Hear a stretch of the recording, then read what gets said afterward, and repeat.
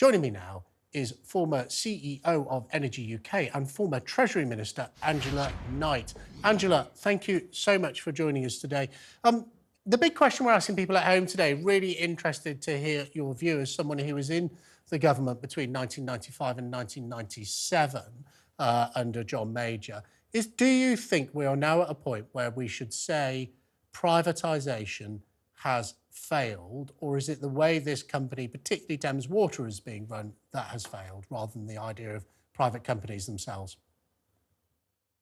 Well, good morning, first of all, and I hope you've got your Easter eggs all lined up. It's been for a chocolate feast this weekend. So, to the question, do I think that Thames has got itself into a hugely unnecessary mess? I do. And I'm a Thames Water company customer, or certainly my sewage is taken away by them. So I too have a, if you like, a vested interest in seeing them get this company into the right place and the bills not as high in future as they are now. But if we look at the question of where do you go from here with the water industry, first of all, the government, which means us, the taxpayer, if it was to nationalise these companies, would have to pay billions and billions of pounds to those who are invested in them, because after all, we don't believe in just taking things off people in this country. That is for dictatorships in other lands. We live in a democracy, and we do want investment in all sorts of different companies here in the UK. So first of all, we've got to pay for it. And then secondly, we have to pay again for the very same investment that is required. So nationalisation would be a hugely expensive consequence. What I think needs to be done is, yes, by all means, leave the companies in private hands, but we who are the consumers and the payers, through all sorts of ways, we pay our water bills, we also pay in taxes, have been let down by regulators who have allowed financial structures to be put in place by these companies and by the investors in these companies, which have rendered particularly Thames now, but others in difficult financial position. But can I ask you about that, Angela? Sorry to get across you there, but it's really interesting because you were a Treasury Minister, so you have a deep understanding of this, which is why I want to push you. So as I understand it, reported in the press today, if no action is taken, if investors don't come up with new cash, there is a danger that Thames Water will go bust. And therefore, I mean, maybe the taxpayer could pick it up for £1 or, pick it up for no cash whatsoever. Jacob Rees-Mogg, Michael Gove, other leading figures of the government have sounded quite relaxed about that, particularly Jacob Rees-Mogg, who said, well, if it goes bust, it goes bust. As long as water keeps coming out of the taps, and we understand that there's funding in the company to ensure that happens for at least 18 months, should we be completely relaxed about this company going bust and investors losing all their money?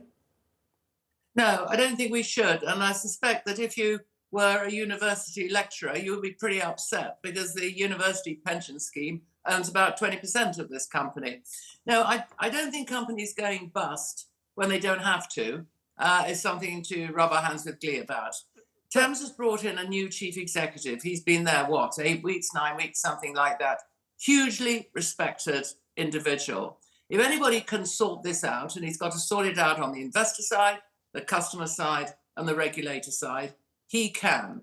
And that would certainly be the best outcome for us all. But I do come back. Can I come back to the financial structure? Because this is the important thing. And this is where I think both the companies and the regulator went wrong. Because when they were privatised, they didn't have any debt.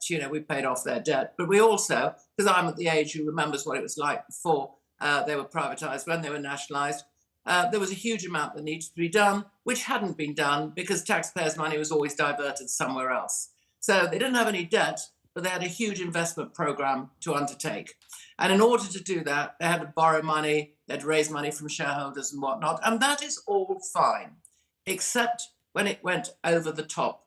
And some of these big investment banks came in the instance of Thames, it was Macquarie, and they loaded them up with debt in order to pay themselves, Macquarie, a very big dividend, and then sold it on.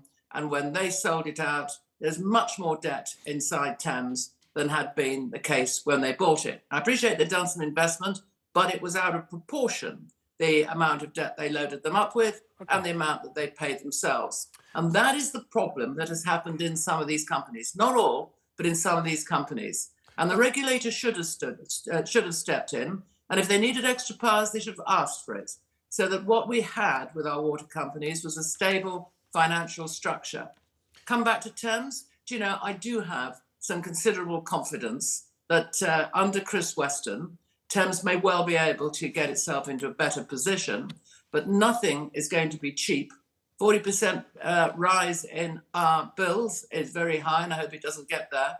But there isn't anything about investment that is going to be cheap when it comes to the water companies, because it's all about pipes and digging up roads and all those sorts of things. But Angela, let me just really interesting priority with us. We need the priority with us, the customer, and the investment that's needed, and not necessary. I don't think anyone would disagree with you, but let me just take you back to a previous comment you made. I just think it's so interesting to hear that one of the big investors is the lecturer pension fund. But surely, if we believe in the private sector and markets, then we should be prepared to let these companies go bust. I'm sorry for pension funds who invested in this company that they may lose money, but we have to accept sometimes you make a good investment, sometimes you make a bad investment. That is the nature of a privatised industry. Of course, if Thames Water did go bust under insolvency rules, it would be able to effectively write off all of this debt, so it would go forward out of insolvency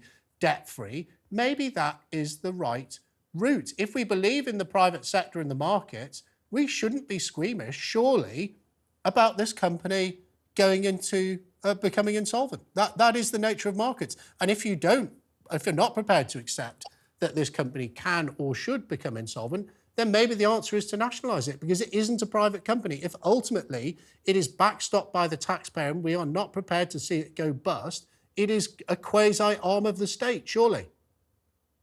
Right, so let's pick up some of those pieces. I'm not crying for the shareholders either, or in this instance, I think it's more accurate actually not to call them the shareholders, but the bondholders, because this is all about debt and not really about equity. No, I don't have any particular sympathy. They took a gamble when they invested. They assumed that this was going to give them a secure and consistent return on their investment. And if it hasn't, it hasn't. So, you know, as you rightly say, the markets are as they are.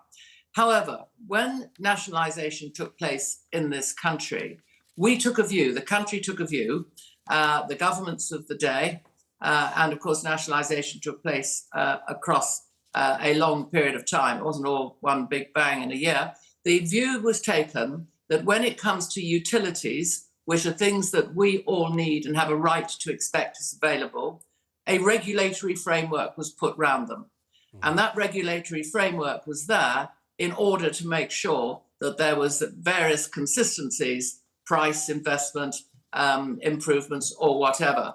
So we as the state, if you like, never did fully extract ourselves to these companies. It wasn't like, you know, the machinist down the road or the shop in the high street. We didn't extract ourselves. We said, you are in many respects you are now a privatized company, but this is how we want you to operate. And what's more, we're not going to be there just on day one. We're there on day 1, day 1,000, and so on. So you can't say that a free market was created. What you have to say is that there were certain conditions put in place and those conditions were maintained. And this is why the regulators bear a responsibility. Let me just say there's a but to what I say. And the but is this, is if we find that Thames Water or any other water company has got itself into such a financial position that it can't pay its debts, i.e. it is effectively bust. No, I would not necessarily allow it completely just to collapse. No, I wouldn't. Nor would I necessarily nationalise it. What I would do is I would wash out at least a chunk of its debts, and I would put a much tighter framework around it. But what I wouldn't say is, bad luck, this is all now back on you, the taxpayer, regardless. There are various stages of how a company can be looked after, if you like, between full privatisation, full nationalisation, being completely bust or whatever. And I go for one of those middle road structures. Angela, thank you very much. That was really interesting and informative for our viewers.